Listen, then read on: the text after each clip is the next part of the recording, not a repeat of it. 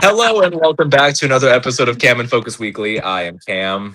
With me, as always, over here, Mr. Andrew. How are you this evening, sir? I'm doing good. I'm excited to be on this podcast juror on the podcast tonight to determine if this movie's good or not. Podcaster number two. Yep. So how are y'all doing? Not bad. Not bad. Nice. Some stressful times going on lately, but we're recovering. How about you, Michael? What's going on with you? You all good? I had like a minor mental breakdown earlier this month where I was involved in a lot of things all at once. A lot of D&D stuff going on. I was going to say homicide. my local church group, I'm involved in that, and so just a lot of stuff happening all at once. Yeah, I And got I had like a minor mental breakdown where I went, I need a break, and so I stepped away from a lot of stuff. I've been focusing on my own stuff, my streaming, my gaming Nice. channel and stuff. So I'm gonna try and find something to put my phone on because holding it like this is for the birds. yeah. House tour. Right. But and then about 2 weeks ago, I was doing I work with my grandfather. We do some like construction type stuff, and Yeah. we were building a deck for my uncle, We're just and talking I about- hurt my elbow. I got tennis elbow. Oh no. and and I always thought that tennis elbow was like a sprain, and it kind of is, but it's like micro tears in the tendon, and like it sticks to the Oof. bony bump on your elbow, and I'm just like, this is, like you said, for the birds. Hold And on. so I'm finally kind of getting over that. I'm got most of the movement back in my arm now. It's Nice. still a little sore, a little tender, but I'm getting that figured out. And then it's not confirmed yet 100%, but it's like, if I can get the money together, there's a very good chance that I might actually be going on a missions trip to the Philippines this summer for 2 weeks. Oh, that's awesome, man. Nice. So Good for I'm you, man. super excited about that.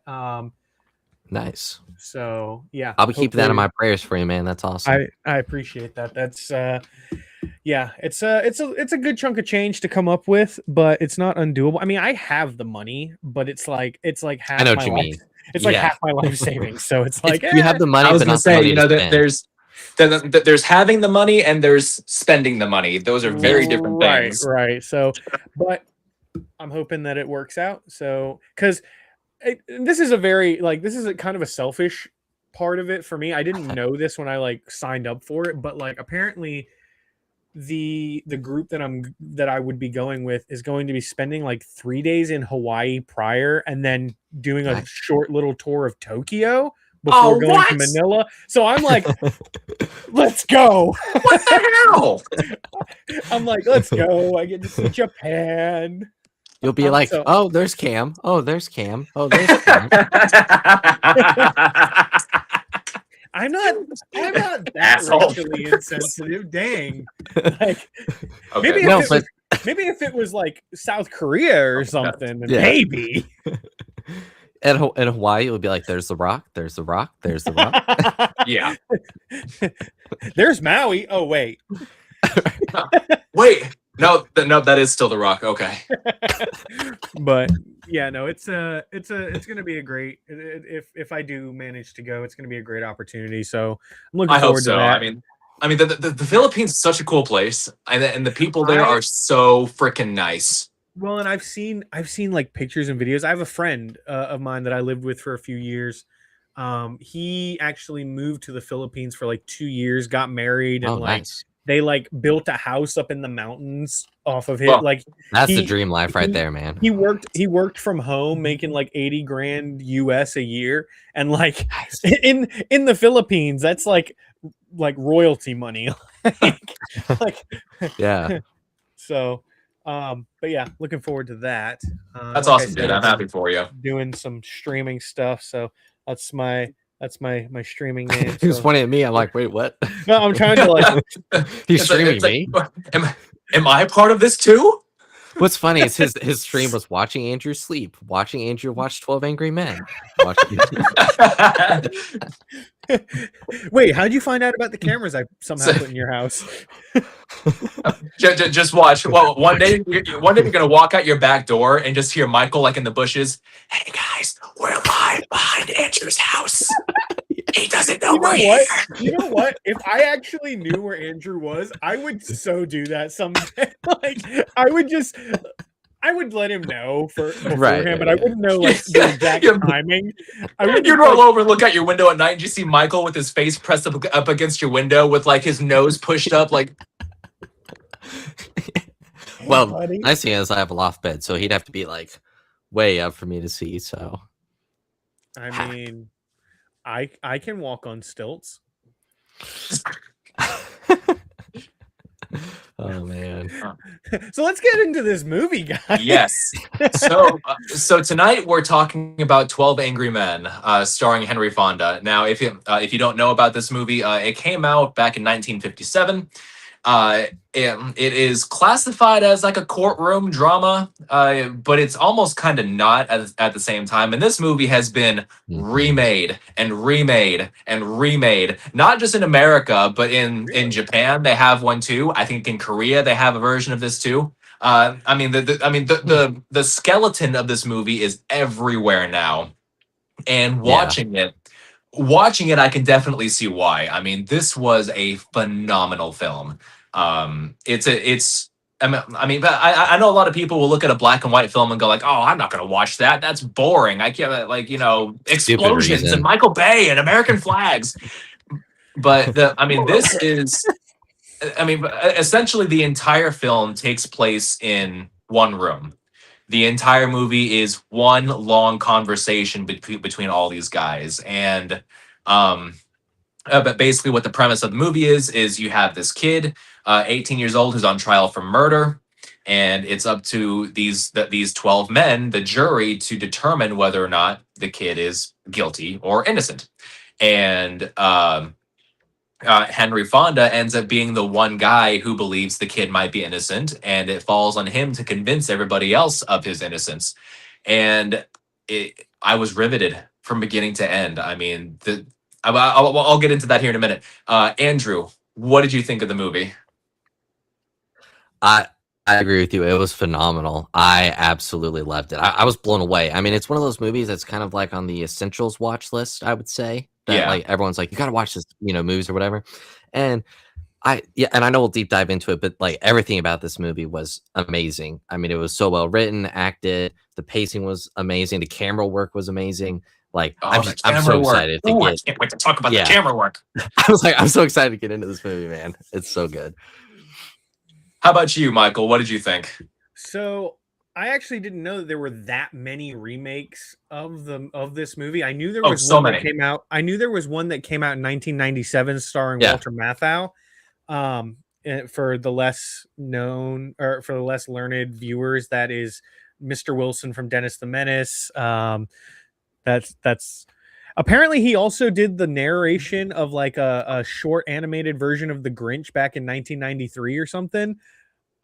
Anyway, that's neither here nor there. But next week's episode, I absolutely love this movie. For more than one, I mean, one of my favorite moments in the movie was like finding out that Lee J. Cobb was in this movie, which I absolutely love him as an actor. I grew up, I still live with my grandparents. So they love like old Westerns. He's in a old Western show called The Virginian, where he actually plays a judge. And he's very like fair-minded, which is one of the things that I loved about because in that show, he's very like, oh, I believe every man has the right to a fair trial and listen to the facts and all. And in this movie, he's just like, to hell with the facts. What are you worrying about all these? I'm like, oh, I bet you $5,000 I remember the name of the picture. It's so great. You mentioned the camera work, and one thing that I will say is that looking back on it, from what I could discern anyway, from what I could determine, there were no discernible cuts in the movie other than going from like the courtroom in the very beginning to the jury. Like once we got in the jury room, there's only like one other time where it's like when they're in the when they like go into the bathroom, going to the restroom. Yeah. Other than that, there is no, like when they're in that room, there's no I'm not saying that there was all one take, but there are no discernible cuts that you can really say. It's very fluid, very it flows so well. And like we said before we went live, the fact that this entire movie, or a good 85-90% of it, is in one room and it's just a long conversation about whether or not this kid is guilty or not. This was such a phenomenal film. It did so like, and it was like in present time, right? Like it was in one room over the course of making this decision. They say, well, we have, we'll take an hour to talk about this. And that's about what it came down to. I think, I think the time spent in that jury room was roughly an hour and 15 minutes. Yeah. But so it was very interesting to me because I've seen one or two movies that kind of do the same thing where it's like the whole movie is in one room. Yeah. And they're very interesting, but this felt groundbreaking. This felt like something that somebody took a chance on, and it paid off so well. This is a movie that you, real quick, sorry, Cam, that when you finish it, it reminds you why you love movies. Yeah, is the thought I had at the end. So and the best thing about this is the name of the director is slipping my mind right now, but this was Sidney the director's Lumet. This was the director's first film. Holy cow! His very first film. Crazy. What a legend! And what a legend! And you had mentioned the camera work, and this is what really cemented how intricate I was expecting the camera work to be. Whenever you see the jury file into this jury room, it is literally a 6.5 minute long take, just going back and forth between the different conversations that these jurors are having, just individually. The camera is constantly flowing between them, picking up the different things that they're saying. 6.5 minutes. Wow. And sometimes with a director who insists on doing a long take like that, it can come off as pretentious. It can come off as self-indulgent, maybe a little self-filleting. But with this, it just felt right because you have this entire movie that takes place in this one room. So you have to have that good camera work that makes the scene feel dynamic, even though the setting isn't. And it was so interesting the way, after a while, I was still hearing and paying attention to the things that people were saying, but I started to really focus on how the camera was moving. And there were some moments that just really had me just so gripped, not just from what they were saying, but how what they're saying was presented visually. And I could gush about the camera work for days. I was gonna say even on that, when it first starts and you're hearing everyone's opinions on everything, it's like all wide shots, and as the movie goes along and everyone starts to get more locked in their opinion, it's tighter. On you. It zooms in, and you only see the juror and the shot. And I was just like, this is so good. And then when you talked about the shot scene being like 6.5 minutes, everything is like so natural and authentic down to the writing and the acting that like it goes by so fast, and the pacing is so good that you're like, I know it's an hour and a half, but you're like, whoa, the movie's over. Yeah. Like, wow. Yeah. Like I got so invested in it. And I just was like, I probably had a smile on my face the whole time because I was like, how have I not watched this movie before? Like, it's insane.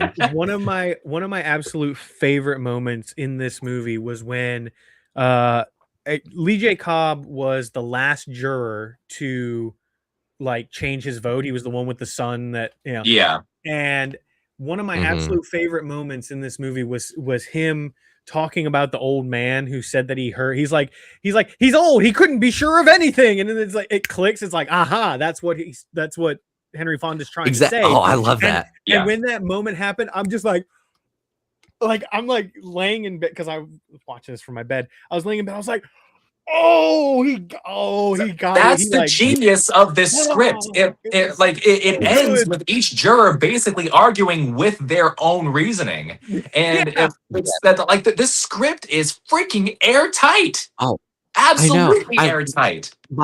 My favorite two are when the one juror yells that I'm going to kill you at Henry Fonda. Henry Fonda's like, You don't and really then mean you'll the kill me, do guy, you? Yeah. yeah, and then the guy that mentions that he never sweats, right? And Henry Fonda's going through all the facts and he's breaking down everything. And the guy, with the he sweats glasses. and he doesn't necessarily realize it at first, which is it makes it even better. He realizes a bit later and he's like, oh, interesting, you know? Yeah. So, yeah, Yeah. dude, so good. Well, okay, I tell you, the first moment that had my jaw drop on the floor, and I know that you guys remember this one, the knife. Yes. They go through they go through this step by step of this grocery store Super owner saying rare. this is a one of a kind knife. I've never seen another one before in my life. And Henry Fonda's like, oh, you mean this one? Dunk. And then Right Campbell's down like, the oh, you table. mean this one? Boom. Yeah. Towards the end of the movie, whenever I forget which juror it was, but one of the jurors picks up Henry Fonda's knife and presents it like it's the evidence, but like, no, that's not the evidence. That's his knife. And Yeah. even when they were trying to It's do like- like the stab part, when they were trying to determine the stab, how it was, Stab angle. they were like, Oh, it was yeah, like, it was down like this, and it would be like that was great too. Yeah. You know? Well, and because here's the thing, every logical flaw in the arguments, the groundwork for them is laid throughout the conversation. Because it's a blink and you miss it, moment. But early on, they say he was involved. The kid was involved in several knife fights and blah blah. And that they mentioned that he's good with a knife, and you don't really think about that until the moment comes for the demonstration. And it's like, okay, well, if this kid knows what he's doing with a knife, then he's not going to stab like an amateur. Yeah. Right.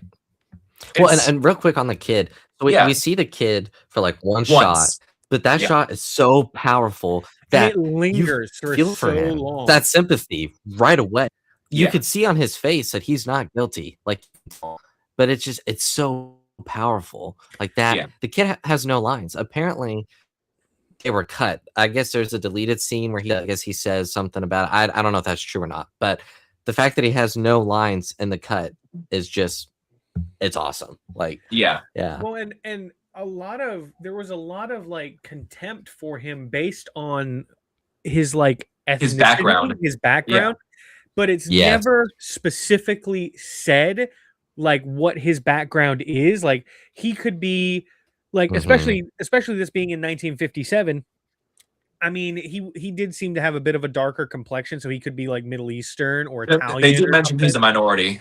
Yeah, I mean, he is a minority, but it's like, this could have been any minority Anybody, group of the time. It could have been, he could have been Italian, he could have been Middle Eastern, he could have been Irish, like he could have been Jewish. Like it's very, very dubious as to like what exactly he is. And I find it so interesting as like a commentary on, because like the one older guy who like there's like that one scene near the end where he's like going on and on, like, I'm telling you, they don't know what the truth is. They're born liars and blah, blah, blah. And like as he goes on and everybody like stands up and turns their back on him, and the camera starts to pull back, and he starts getting quieter and quieter, and it's almost like he starts to hear what he's saying. He's like, "Oh, I am full of shit." Yeah, but he's like, it's like he doesn't want to let go of that. That's the that brilliance. prejudice. Yeah, and it's so. I find that like the commentary to be like, well, we don't know, like it's not specifically stated which minority he is, but this shows that 1957 America had prejudice, like big prejudices against a lot of minorities. Yeah, and I don't know. It just it came together so beautifully. And it was so great to see him like slowly realize, like, he's like at the end of it, he's like, I'm just trying to tell you, like, he gets real quiet. Like he starts the whole spiel off big and loud. And by the end of it, he's like, he just kind of tapers off. He just tapers off. And it's like it was so great. It was so great. And I love that there's the point made of oh well, the witness is an old guy, he doesn't know what he's talking about, but the oldest juror in that group was the most Mhm. coherent one there. And every Yeah. time he came up to speak, and every time he gave his reasoning for something about how just mellow he delivered his lines and how articulate he was, I just locked me in. I love that guy. And Oh, yeah. and this is more like the meta side of me talking, but I love that I'm looking at this actor, this actor who's clearly in his like maybe late 70s, early 80s, and thinking about the fact this movie came out in 1957. This guy was probably like being born in the wake of the Civil War. Holy shit. Yeah. Yeah, Right. if he was 80, he would have been born in 1877. So like That's crazy. yeah. Yeah, he saw the turn of the century. Yeah. Like Yeah. and there were a few moments where it was like somebody like would interrupt him or something and he would like snap at him like in that old man Yeah. way, like I'm talking here, Sonny Jim type of thing. Yeah. But then there was also a scene where somebody else like talks down to him and a third person goes, "You talk to him like that again and I'm knocking your lights out. Like you need to respect your like." Yeah. I was like, "Oh, let's go." Love seeing that respect for your elders, like yeah. And did any of you notice? I'm sure you must have, but juror number 2, it's Piglet. Is that I'm like I know this voice. I know okay. He was the voice of Piglet from Winnie the Pooh all the way up until his death in 2005.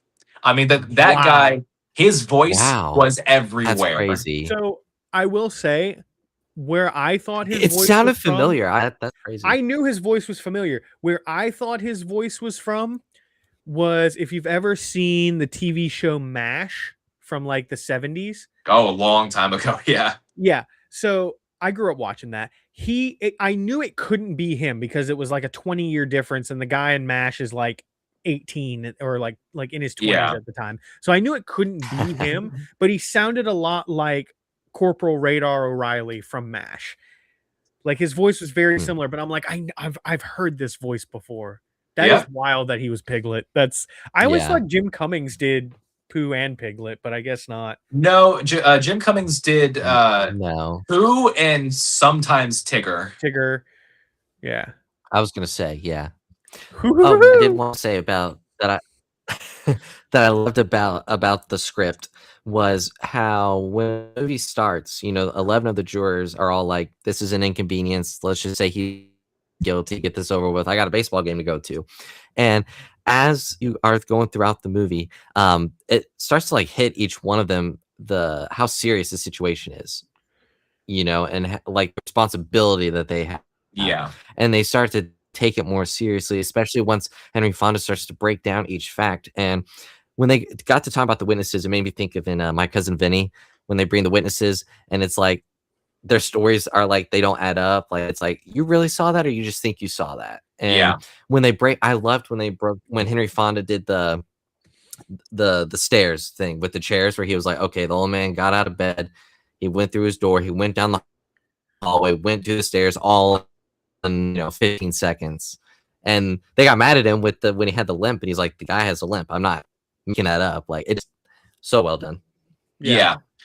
Now, and that's something this movie does so well, is just every argument that's made for this kid being guilty, an equally plausible argument for why he's not is given. Like one of the biggest turnarounds of this movie is the glasses. When they determined that the woman wears glasses and she didn't have them on at the time that she saw this murder happen, so she couldn't have positively identified the suspect. I mean that coupled with the timing of it, when they break down like, okay, well the L train was going through at this time, She Mhm. says that she saw it at this time, but whatever. And then if the L train was going through, then how could this person have heard the other person say, "I'm going to kill you"? And I mean, everything was just so.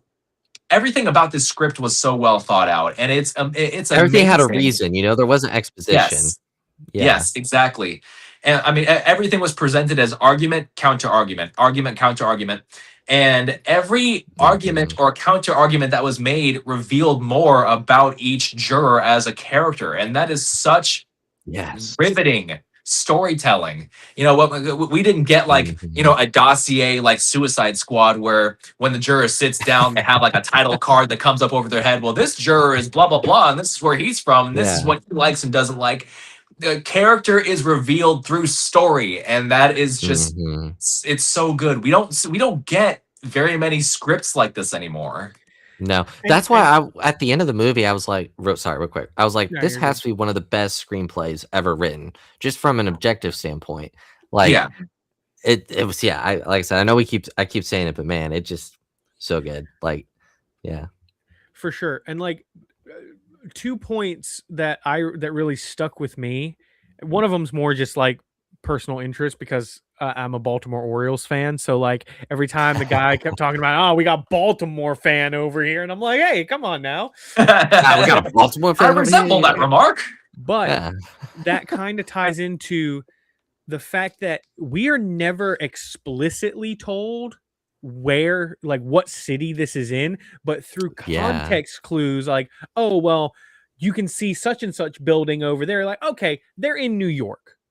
Like, and it's very, Right. but it's never like, there's no moment of like, well, I'm going to the Empire State Building tomorrow. Like, cause there's no like explicit, we are in New York, but it's just Yeah. very, very subtly hinted at by like, oh, well, I don't remember. There was like some line where the guy was like, he like looks out the window and is like, oh, look, you can see the such and such building from here. And he goes, I've lived in this city all my life and I've never once stepped in that building. And I was like, oh, okay, they're in New York. No, yeah. It was definitely, But it's not over the top, right. Well, and it wasn't quite show not tell. It was telling subversely, like Yeah. you're not explicitly saying it, but you're It like giving came a about little- naturally, Yeah. Well, It was like- Yeah. this is, I mean, that's the kind of dialogue that trusts the audience to put the pieces together themselves. And Right. and for those who can, like you, for example, who knew, well, I recognize that from New York. Then yeah, that's great. You get that extra layer of established setting. But for someone like me who's never been to New York, it didn't make a difference because I mean, as far as I was concerned, it could have Yeah. taken place anywhere and it wouldn't have made a difference to me. It could have taken place at any time and it Yeah. wouldn't have made a difference to me Yep. because the time and the setting don't affect the story. Right. And I think that's what's made this movie, one of the reasons this movie is so timeless, is anyone can watch it, anyone can relate and probably themselves in one of the jurors.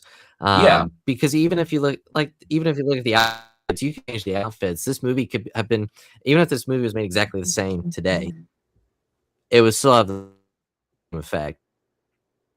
Andrew, you're kind of cutting out I think a it little works bit. better when you don't know where it is because it's not necessarily the story. Yeah. Oh, sorry. Maybe I'll refresh. Let me see. Yeah, you're. I don't know if it's your connection or what, but you've been cutting out for a little bit here and there. Glad to know it's not just me. Yeah.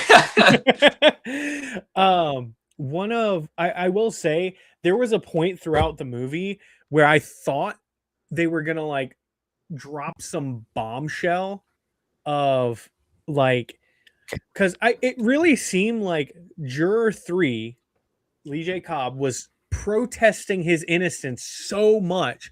It almost felt like they were gonna like reveal that he was the one that killed. No! What happened to the audio? I can't hear you anymore, Michael. Uh-oh. Oh, there you are. Oh, there we go. Oh, okay. Well, now we're good. Okay.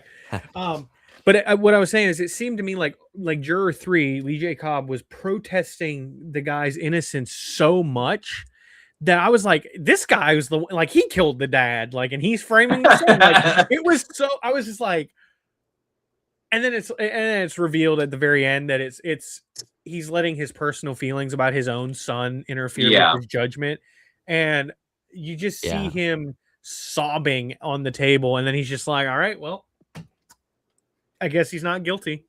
Yeah. Like, and that was great. Such a fantastic performance. I mean, you can really see the red veil go over his eyes, and then he reaches down and he says, you know, kids, they make you work your life away, and he reaches out and tears up the photo, and then he has that moment of clarity where it's like, oh shit, I just did that. Yeah. It's so good. And I mean, he's kind of made up to almost be like the antagonist in a sense, you know, as far as like the screenplay goes, and it just makes his eventual turn all the more powerful because even though a lot of what he's gone through as a parent isn't explicitly stated, you just through what you do know and through how personal you feel like this case is to him.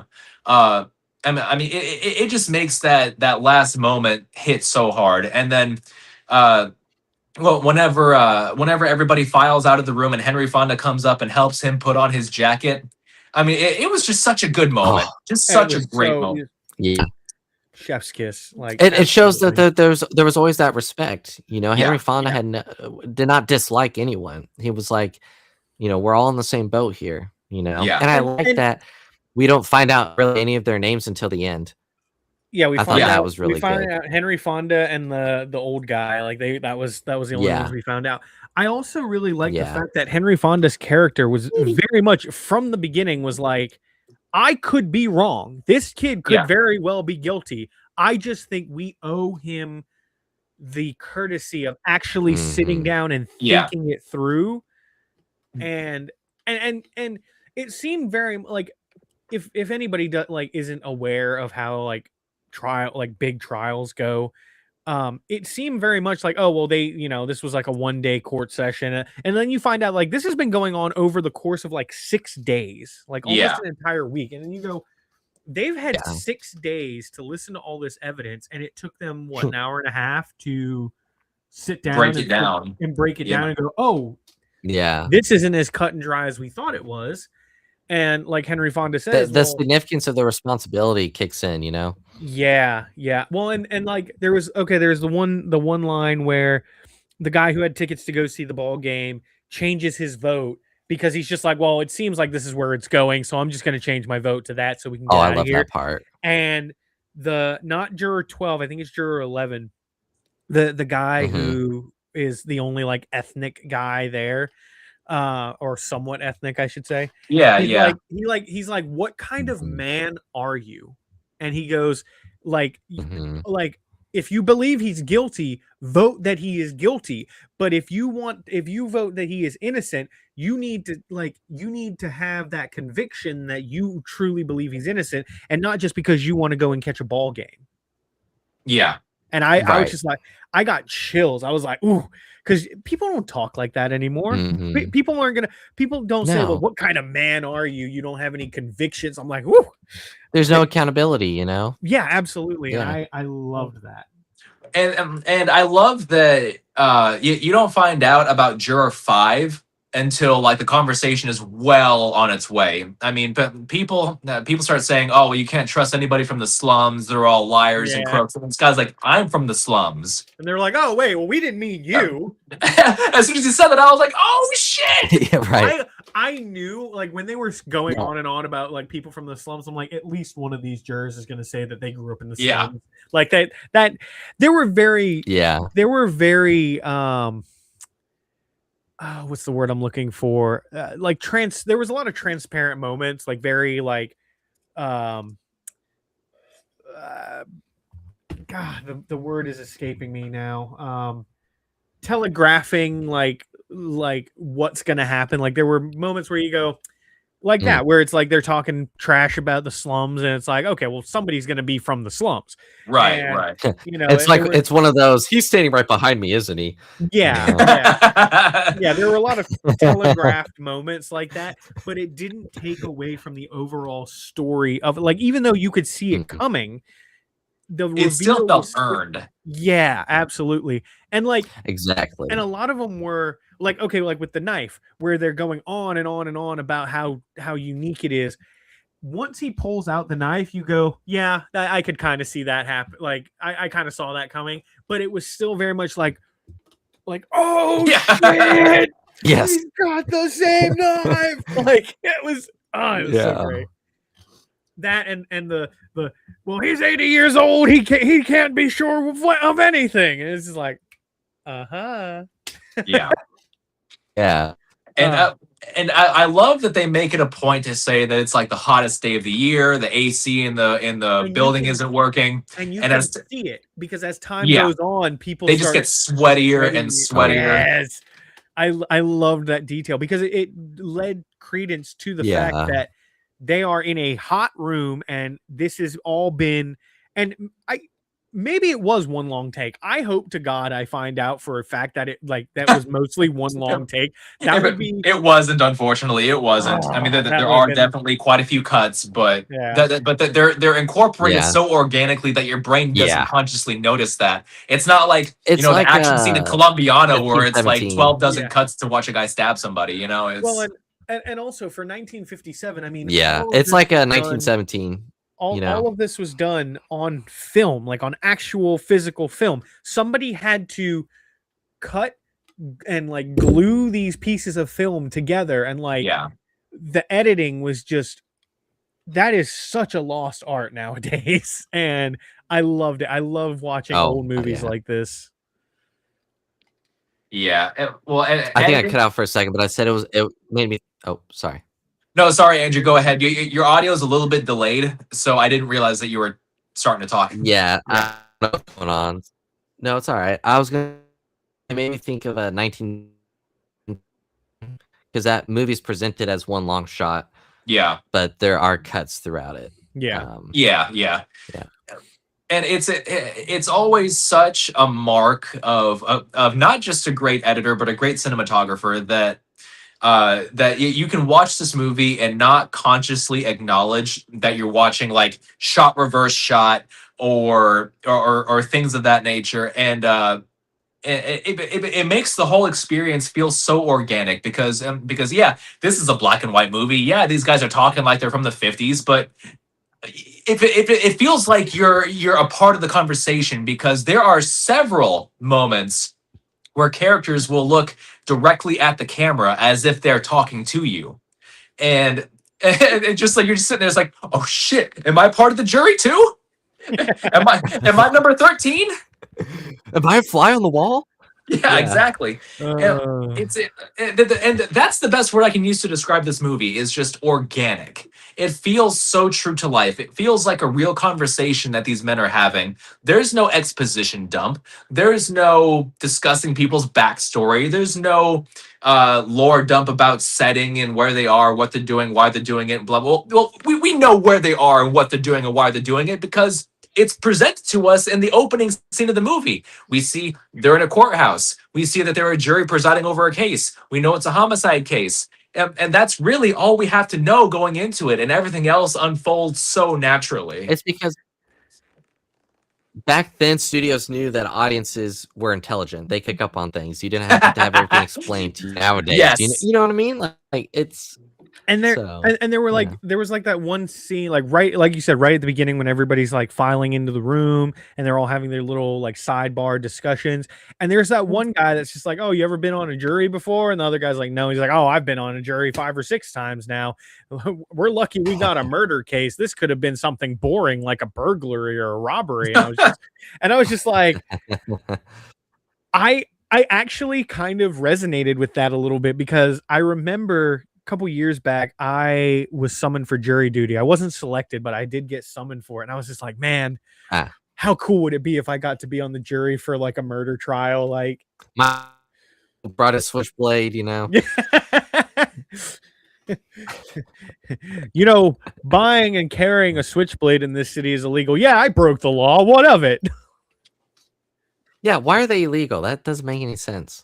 Because it wasn't until fairly recently that most states had automatic knives outlawed. like spring action Okay. knives, like OTF action Yeah. knives, where you hit the button and the knife shoots out the front. Yeah. Yeah, those were outlawed Yeah. for a while. I didn't even know it was illegal. Funnily enough, the switchblade's not even like it doesn't come out of the hand; it swings out. So Yeah, it's not like a lot of that. A lot of the reason that they outlawed those is because they're easy to hide, like up a sleeve, and then you just push a button and the knife comes out. Very Assassin's Creed, hidden blade.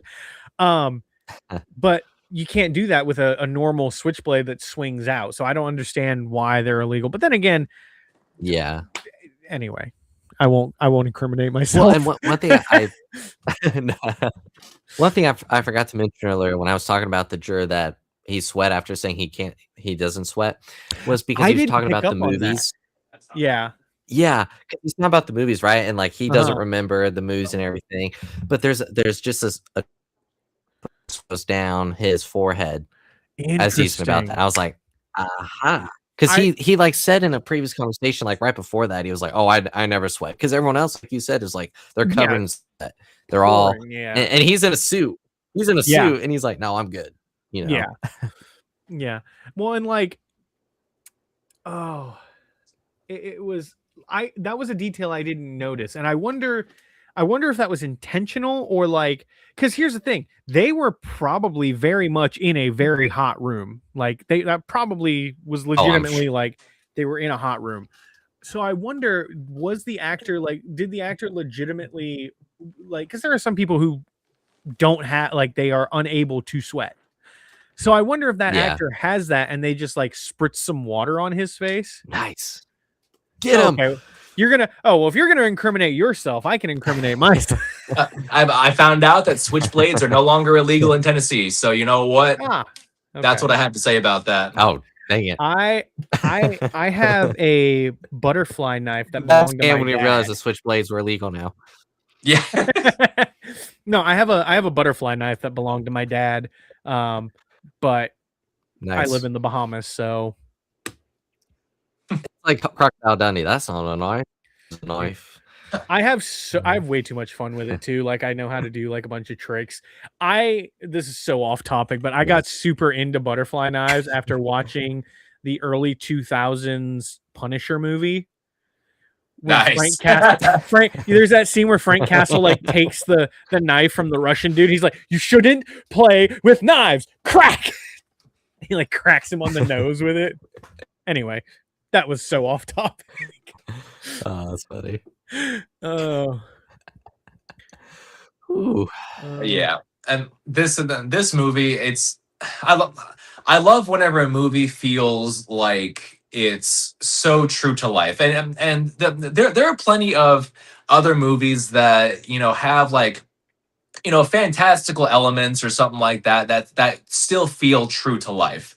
But this movie feels like it happened just down the road from me. Right. And it's just such a natural feeling that really helps to heighten the engagement because especially with like I said, the people looking directly at the camera, you feel like you're a part of the story itself, that you're discovering things with them, which I mean, in an audience sense you are, but if it feels so much more personal than that. Yeah, for sure. To the point where I was going, not guilty. Yeah, right. You're writing your vote on a ballot, And that was another thing. They never voted the same way twice. Yeah. Every time they voted, they chose some different way to do it. The first time they did it, it was like show of hands or something. Or no, it was like they went around the room. Yeah, it was like raw. Yeah. And then the second time they did it, it was a secret ballot written on a piece of paper. And then the third time they did it, it was like, well, let's just see who all thinks he's not guilty. And it was just, and sometimes it was very similar, but there was never two identical like voting methods. One time it was, let's just who thinks he's not guilty raise their hand, and the next time it was, well who thinks he's guilty, let's like raise your hand. And then another time it was, well, let's go around the room and just say it.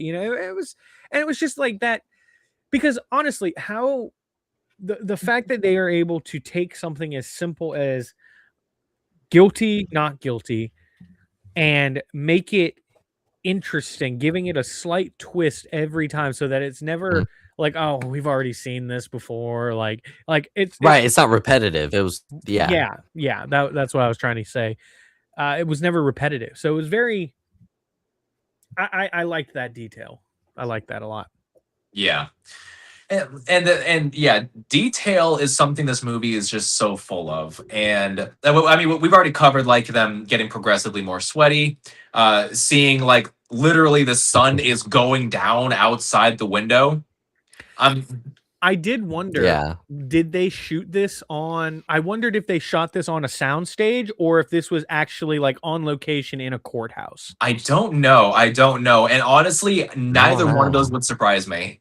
Right. Well, because like you had the storm came down and it was like, it did not feel like old Hollywood, like sprinklers and flashing lights and sheets of metal, like, for the thunder. It felt like a real, I was like, that's a real storm. I thought they were in a studio or something. I'm like, right. I think they're actually in a courtroom, like in a courthouse. Yeah.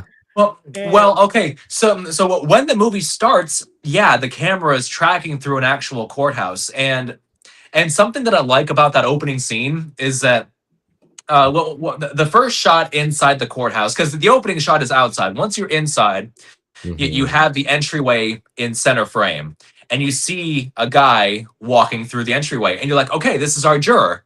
But no, it's not. The camera starts to track this other guy. And it's like, oh, well, that's our juror. No, it's not. The camera's now tracking this other guy. Oh, that's our juror. No, it's not. It's like none of these men that are in these shots are ever seen again. And that it really cements the idea that these jurors aren't special. They're literally just guys. They're just people. They could be anybody. And I love that little subversion of expectation, because you think, oh, well, the first character that the camera starts tracking, that's going to be one of the guys that we follow. No, it's not. Well, and that's exacerbated too by the fact that we never know their names. Yeah. I mean, at the very end we learn Henry Fonda and the old man, but it was such a, I don't remember what they said their names were, because it wasn't important. It didn't matter, because at the end of the day, they are nobodies, they're just numbers, Yeah, they're literally just numbers. Juror number 1 was a baseball coach for a high school team, like it was very, juror number 12 is a salesman or a marketing salesman or whatever. Yeah. Like it was, these are just very normal. I loved him, by the way. He was great. He was great. I loved the fact that he had on the Wayfarer, like his glasses. I feel like he could have played Superman. Like I'm gonna say, he looks just like freaking Christopher Reeve. Yes.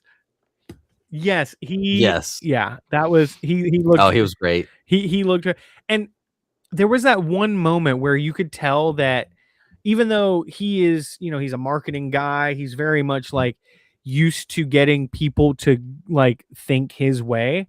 He's got that alpha personality. He does. But there was that one moment where he changed his vote to not guilty, heard a different argument and go, actually, I think I'm going to stick with guilty, and then heard another argument, and then he switches back. He's like, no, I'm not guilty. Yeah, a little flip-floppy. And you could tell that he was at, like, probably the first time in his life, he was not sure of something.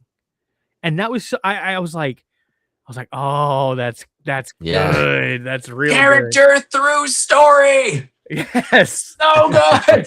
So good. This makes me want to watch more Sidney Lumet. Is it Lumet or Lumet? Lumet. Now I want to watch more. Probably Lumet. I switched off my camera for just a moment because I looked up his filmography earlier today, actually, and let me see, because he directed some stuff that I recognized. He hasn't directed anything since I think 2005. Well, he died in 2011, so there is that. But let me see his IMDb filmography. Director. Afternoon. Yeah, yeah. Dog Day Afternoon. Family Business with Matthew Broderick and Dustin Hoffman. I've watched that one. Murder on the Uh, Orient Express. yes. Let me see. The Wiz. He Yeah. directed that.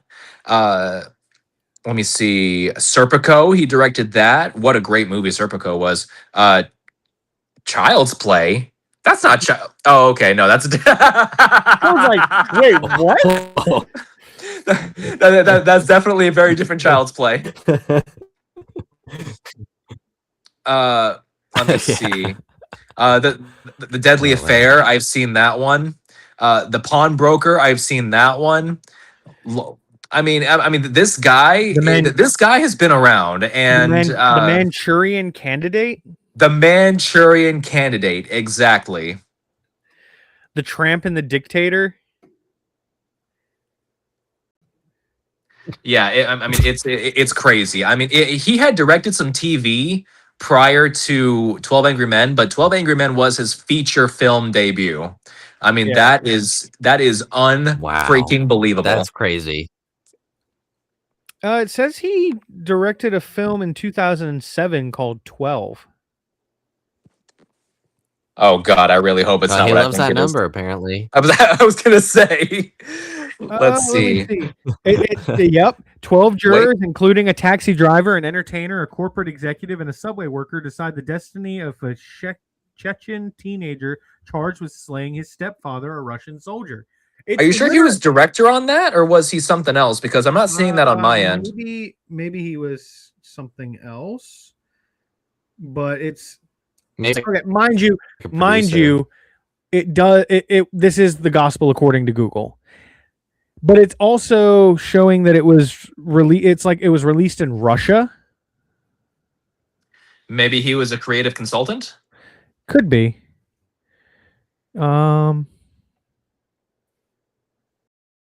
Let me see. I don't know. I feel like we're on a mission now. For real.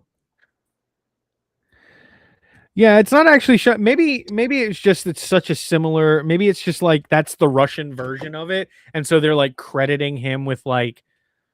It's possible. The inspiration. It's one of the It's one of the many remakes. And this movie started out as. Oh, well, let me see here. No, it was remade as The 12 Jurors in Germany. 12 Angry Men again in 97. We already mentioned that. Yeah. Yep. There's 12. So 2007. I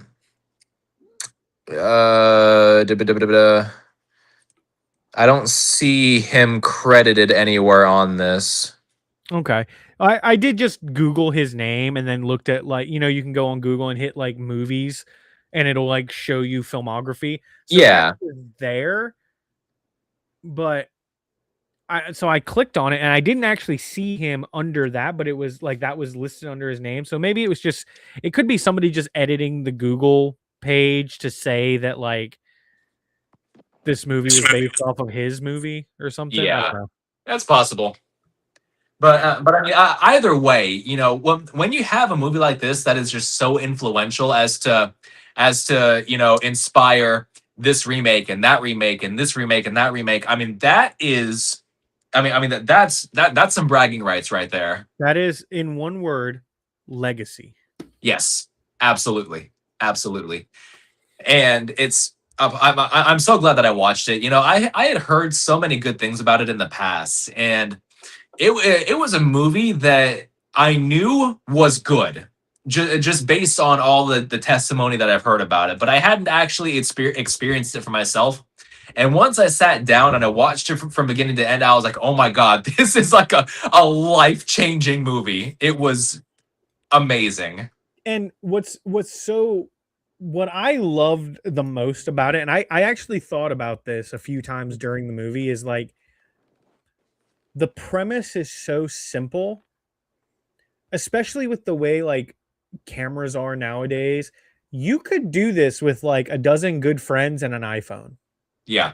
You could remake this with a dozen good friends and an iPhone and like on like a weekend if you wanted to. Not to say that this, like, not to diminish how like amazing this movie is, but it is simple enough that like you don't need any like crazy special effects. You don't need to dump a bunch of money into like special effects and CGI and stuff, because it's literally just 12 guys having a conversation, you know?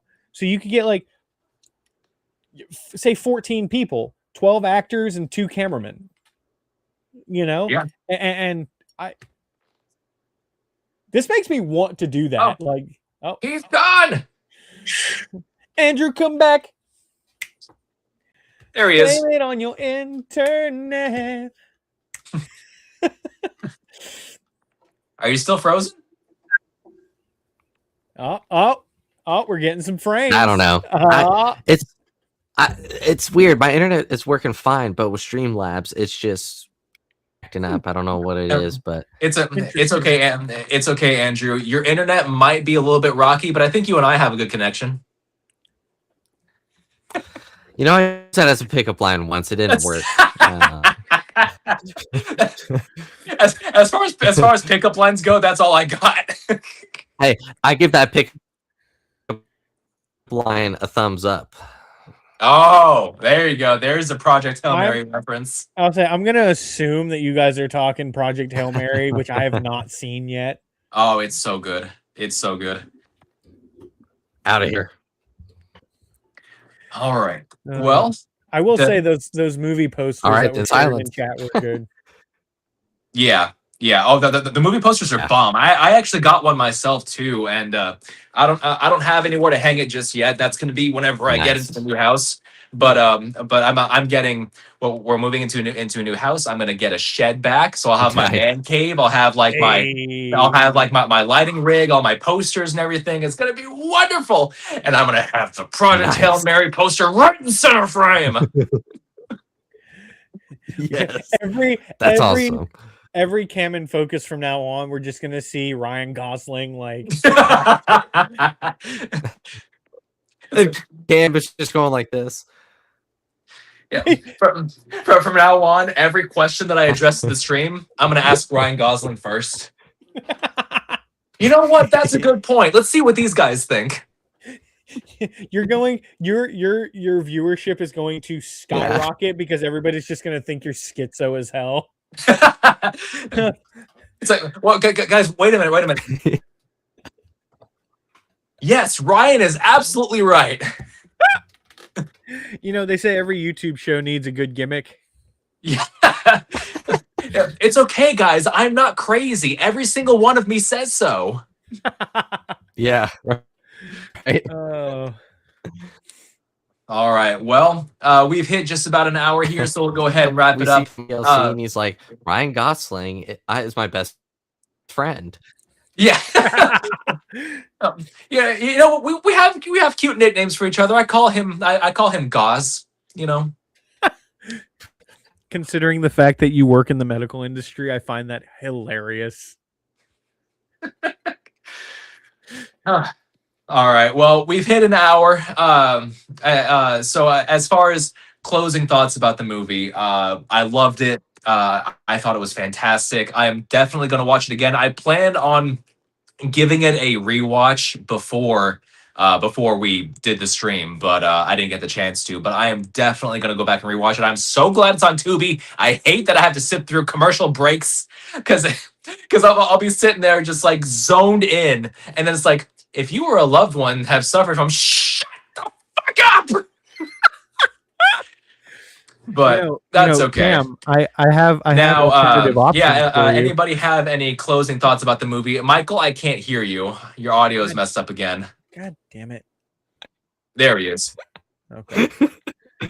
It's like the same commercials the whole movie too. Yeah. What I was saying is I have some alternative options for you, Cam. What? Options for what? To watch movies without ads. Yeah. I get to use your Russian streaming site, but it's not going to be 12 Angry Men. It's just going to be 12. Hey, that's what I watched it on. Sayo Sensei. It's not 12 jurors, it's 12 redcoats. God damn it. Why is Mel Gibson in this movie? Oh no. You see, Yeah, but I do believe this man is guilty, comrade. I do not think he has any reasonable doubt as to whether or not he killed the man with the switchblade. Do you know what the reasonable doubt is, comrade? Are you aware of the meaning? Yes, I am aware. I don't have one. That is what I'm saying to you. Oh God. Okay. Well, all right. So, does anybody have any closing thoughts about the movie, other than just glazing the hell out of it?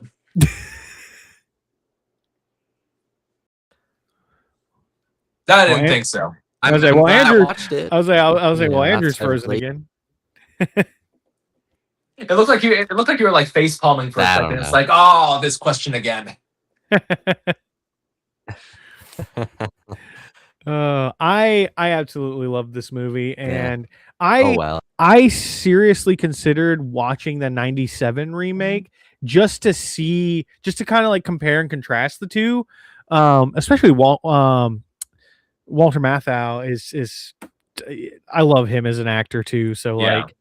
I feel like he probably plays like the juror number 3 character, the one who's like angry the entire time. How dare you call me a sadist? I'll kill you for that. Oh man, I could. Part of me wants to watch it too, but part of me doesn't want to because I'm just like, oh, like this movie is so perfect. I don't give a damn about the remakes. But that's fair. That's maybe we'll see. fair. Oh. How about you, Andrew? Well, if I'm not going to be frozen, You're not frozen now. I loved it. Like, okay, good. Right at the end, of course, I'm not frozen. Movie. I mean, I'm so happy I watched it. It blew me away. I will rewatch this again. I don't care about the remakes unless it's 12 because I'm interested in that for some reason. But it was like my expectations were like middle ground because I heard great things, but I didn't really know what the movie was about. Sure. So I didn't, but no, it was great. Like I definitely will rewatch this again with the Tubi ads, and the medical commercial just add to the experience. So yeah, it was great. All right. Well, anybody have any shameless plugs? Michael, what you got going on this week? Well, I do stream. I stream on 3 different platforms now. So I stream on Twitch, Kick, and YouTube. So I do that pretty much just about every night. And all 3 of them are the same thing, at ROTM Gaming. So you can find me on, like I said, Twitch, Kick, YouTube. Other than that, I mean, I do different kinds of things. I know Andrew hopped in for my gospel hour karaoke session that I did one night. I don't know how much he actually watched because like I was so locked in, and then I look over at my YouTube chat and I see Andrew saying hi. I'm like, oh hey. So I do. I watched for a bit. Yeah. Yeah, I was like, he comes on and he goes, cool it with the vocals, bro. Save some of the church girls for the rest of us. I kind of want to see that now. I want to like just randomly come in one day and just hear Michael going, "He raised me up." Dude, I literally sing that. Dude, I sing that. Dude, next time I do a gospel stream, I will send it to the Cam and Focus. Sweet. Yeah, but it's actually just Michael reacting to his Russian site. Listen, comrade. Yeah, we'll call it the Russian gospel hour, and it's just Michael just like talking in a very thick Russian accent over the gospel. terribly dubbed Russian movies. I'm just sitting there reading a Russian Orthodox Bible. And then Dude, you've seen the gospel songs in a Russian accent. and then Jesus said "niet." Let there be light. How about you, Andrew? What's going on this week over at Feast of Fandoms and the world of Andrew? You're. I love how he's Speak, damn you! I'll kill you. What's funny is I could see he was like intentionally making it look like he was frozen, and then he actually froze. And then I actually froze. Like, because I could see his eyes, like his eyelids moving a little bit. I'm like, you're not frozen, and then he did freeze. And I was like, God. Yeah, it's the power of that I have. Let's see. I'll keep it short and sweet. Check out Fandoms, MCU Monday on Monday nights, and Cantina Happy Hour on Thursday nights. Don't know how much that of you heard, because I also threw my credit card number in there. So if you're paying attention, you've gotten that. So, are you guys still doing Before the Cape? Oh yeah, we took the week off this past Saturday because we all were busy. So we will be back next Saturday with episodes, I think 15 and 16 from season 2, if I remember correctly. So okay, yeah, been a lot of fun. All right. Well, I guess that'll about do it for today's episode of Canon Focus Weekly. Thank you, everybody, for joining me, and thank you, fellas, for watching this movie with me. I'm so glad that I was able to experience it and discuss it with you guys. So, are we due for bad movie next week, or are we due for a topic? I forget. I think the last one I did was a topic. Okay. Yeah, the only reason why I pitched it again was just because Chuck Norris just passed away. That's right. Okay, so yes, we'll do Chuck Norris for this coming stream. And Tubi has a lot of his movies. I know, Michael, you'll find them on your site, but I'll definitely watch them on there. So, but yeah, maybe we can do a bad movie. Well, I'm sure there'll be some bad movies in there. With Chuck Norris, don't say that about Chuck Norris. What are you talking about? Chuck Norris will come. That's impossible. Chuck Norris is going to resurrect and come get you. Listen, you think Chuck Norris has already been compared to Chuck Norris? Chuck Norris has already been reincarnated. Did you guys not hear? There was a baby that was born that knocked the doctor out before the doctor could smack it on the ass. He literally punched the doctor in the face, and the doctor went down. Yeah. Oh, that's funny. And he's coming for Cam now because of that comment. Yeah, right. Cam's like, I don't believe that Chuck Norris. All right. Well, that'll do it for tonight's episode. So yeah, next week we'll be discussing some Chuck Norris movies in honor of his memory. And again, thank you everybody for watching. Be sure to like and subscribe. We will see you guys next week.